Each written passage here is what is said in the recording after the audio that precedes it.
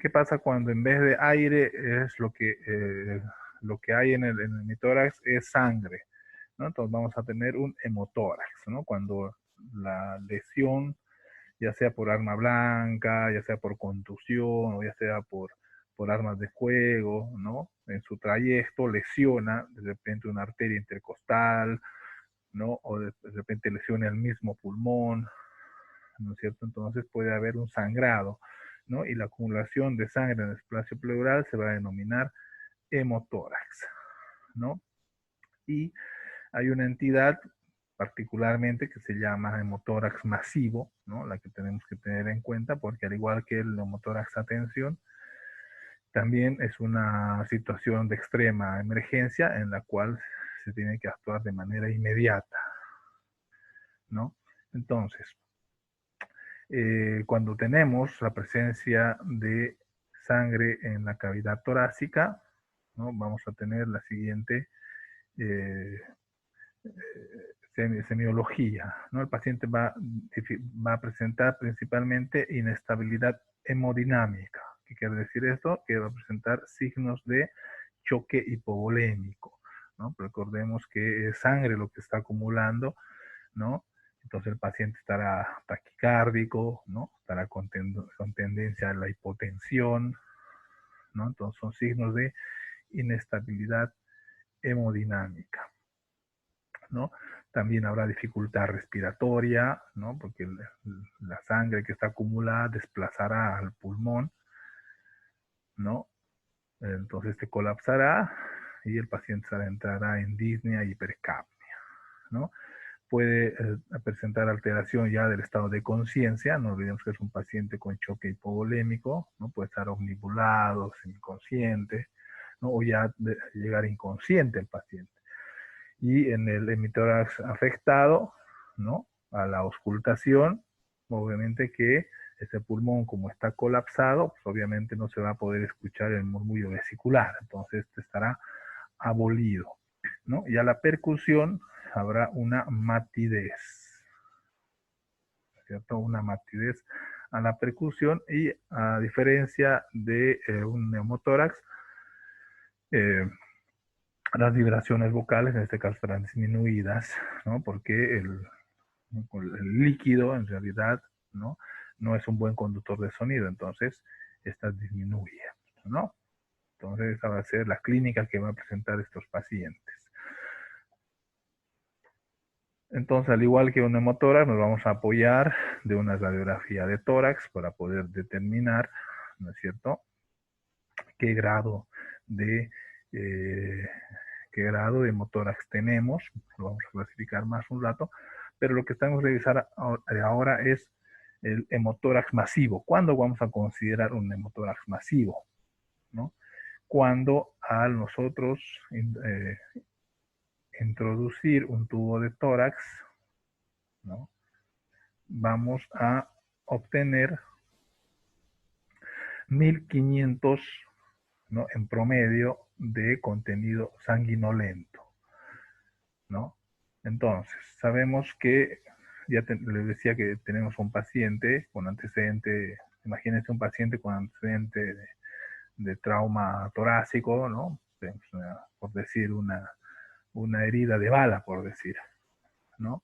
Entonces, tenemos un paciente con todas las características que les mencioné, ¿no? Estado inconsciente, los signos vitales alterados, ¿no? Podemos evidenciar, por decir, la lesión en el hemitórax dañado, ¿no? A la auscultación encontramos que los ruidos, el murmullo vesicular está abolido, ¿no? Que hay matidez, los pensamos en un hemotórax, ¿no? Y esos datos son suficientes para poder indicar una colocación de tubo de tórax, ¿no? Esta vez para drenar el contenido sanguíneo. Cuando cuando ni bien se coloca el tubo de tórax, se obtiene un débito de 1500 cc, ¿no? Después, inmediatamente de la colocación, consideramos a este un hemotórax masivo, ¿ya?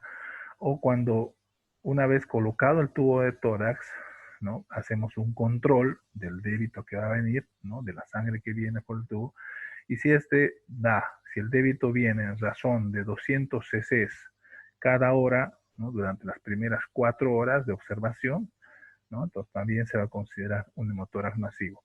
En estos casos, estos pacientes, ¿no? Tienen que ser sometidos a cirugía de emergencia, o sea, realizarles una toracotomía de emergencia, ¿no? Esta es la principal eh, causa, ¿no? La principal causa para poder operar a un paciente de tórax. ¿Por qué? Porque eh, tenemos que identificar a partir de dónde es el sangrado, ¿no? Puede ser una arteria, puede ser el mismo parénquima pulmonar que esté sangrando, ¿no es cierto? Entonces debe identificar y ligar, pues en este caso, ¿no?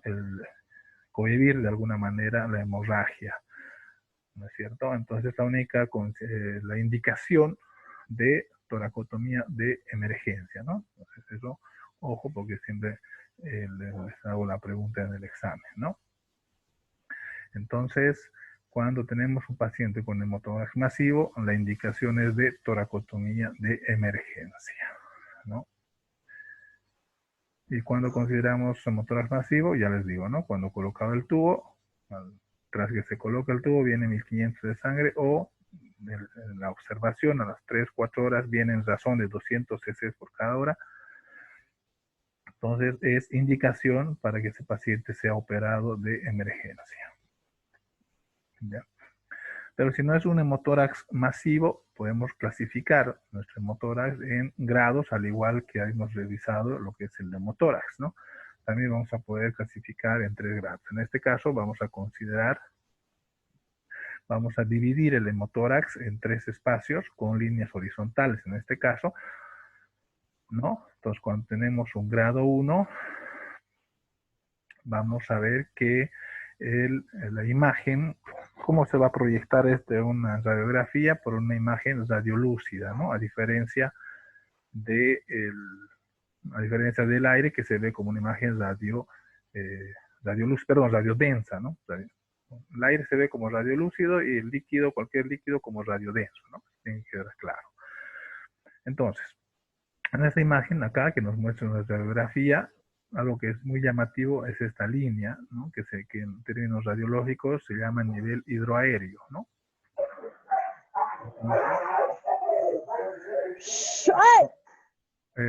Alguien tiene el micrófono ahí activado, por favor, desconéctelo. Bien, entonces les decía, vamos a clasificar a través de cuánto de contenido sanguíneo hay en el hemotórax afectado, ¿no? Entonces, tenemos 3 grados, ¿no? Cuando esa imagen, ese nivel hidroaéreo está en el tercio, se encuentra en el tercio bajo, ¿no es cierto? Podemos clasificar un grado 1, ¿no? Un grado 1.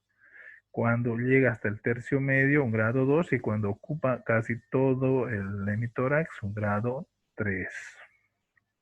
Debemos recordar que cuando hay presencia de menos de 200 cc de contenido hemático, no se visualiza una radiografía de tórax, ¿no? Solamente cuando hay pérdidas de 500 cc para adelante. Ya, entonces esa es la clasificación del hemotórax, ¿no? Según los grados. Ya se dice que por cada espacio intercostal ocupado, ¿no? Se pierde o hay una pérdida de entre 200 a 250 cc por cada espacio intercostal que se cubra, ¿no?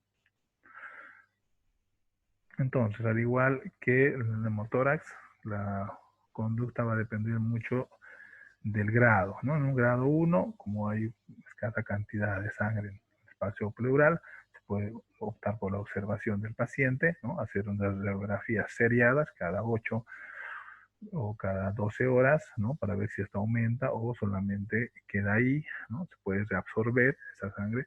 O cuando tenemos un grado 2 y un grado 3 son indicaciones también de colocación de tubo de tórax, ¿no?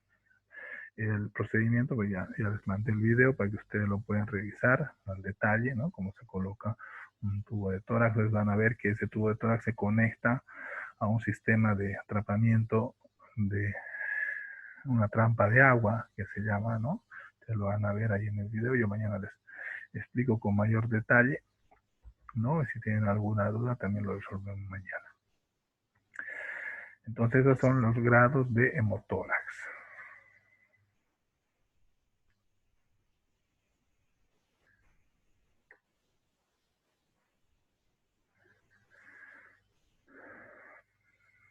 Bien, esa diapositiva ya la vimos, esto también.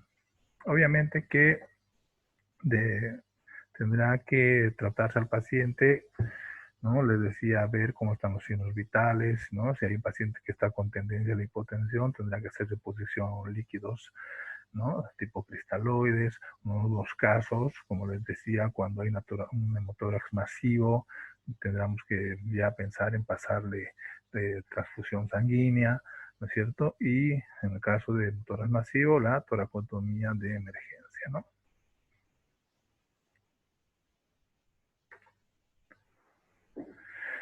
Bien, este es el esquema, ¿no? Del cómo es el procedimiento para la colocación del tubo de tórax entre el quinto y sexto espacio costal, ¿no es cierto? Línea axilar media o posterior, que les decía, ¿no? Es un esquema para que ustedes lo puedan ver y siempre va conectado acá. Esto representa lo que es la trampa de agua que permite la salida del líquido, pero no así el regreso hacia la cavidad torácica, ¿no?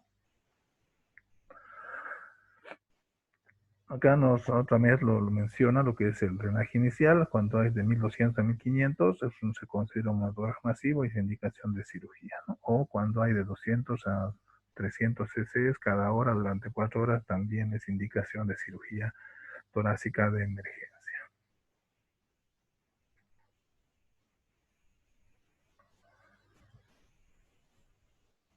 Bien, ¿hasta ahí alguna consulta, alguna duda, jóvenes? No, doctor, también. Está bien, doctor. Ya, entonces, vamos a ver ahora lo que es el tórax inestable, que les decía, ¿no?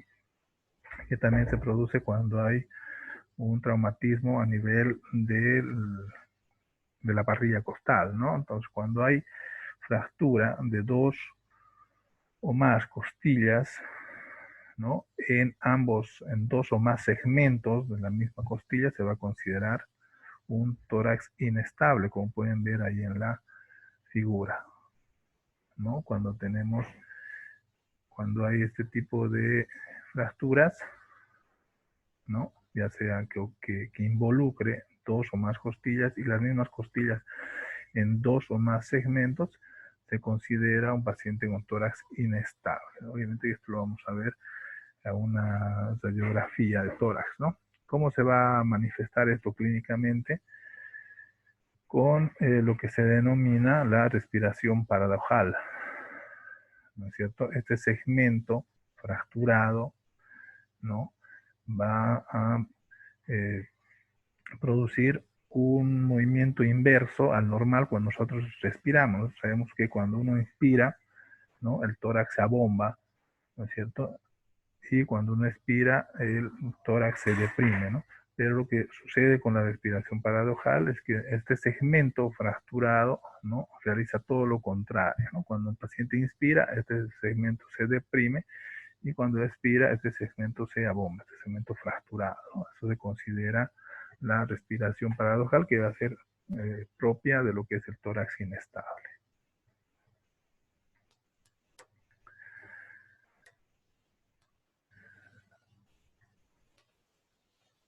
Entonces,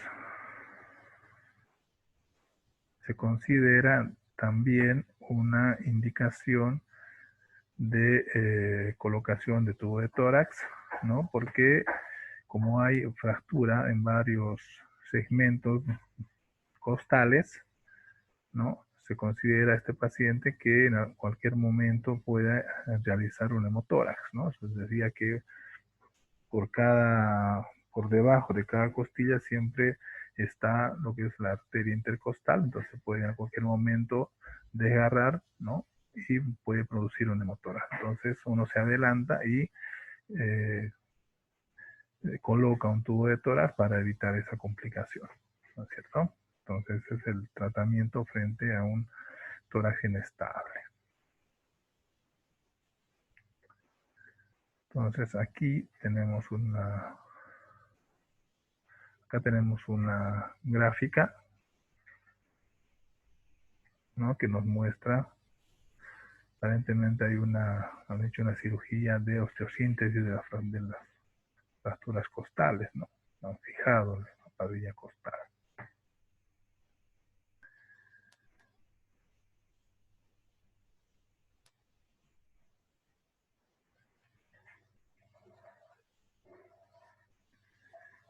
Bien, entonces hemos revisado estas situaciones o emergencias, ¿no? Que ameritan, como les decía, una acción pronta de nosotros, ¿no? Lo que es el hemotórax a tensión, hemotórax masivo, ¿no? Esto que les decía, el tórax inestable, ¿no? Son situaciones en las que uno tiene que diagnosticarlas de manera inmediata y proceder, ¿no? Conforme a la capacidad de resolución que tenga, ¿no?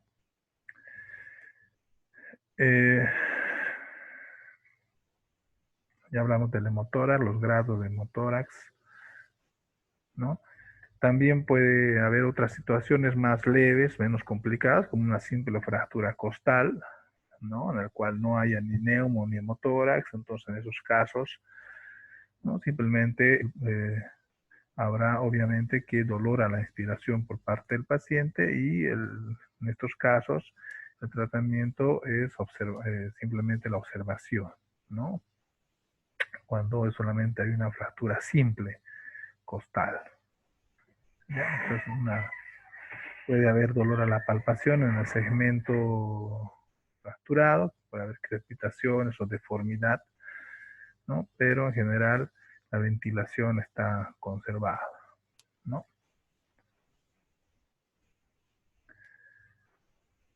Bien, este es un libro que les recomiendo, desde la Sociedad Panamericana de Trauma, tiene todos estos temas que estamos revisando, ¿no? Bien, hasta aquí, jóvenes, ¿alguna duda, alguna consulta? Les voy a mandar para mañana los videos de lo que es el trauma cardíaco, la pericardocentesis de emergencia, porque es lo que vamos a ver mañana, ¿no? Y vean los videos que les mandé para que podamos comentar mañana si tienen alguna duda acerca de los procedimientos o las indicaciones. Ok, doctor, gracias. ¿Listo? Mañana todos continuamos. ¿No hay ninguna duda hasta acá? Tenemos No, doctor. 8 participantes, 9. Yo, buenas noches, doctor. Muy bien, listo. Buenas noches. Entonces mañana continuamos, ¿ok? Bien, chao. Listo. Chao, chao. Gracias, doctor.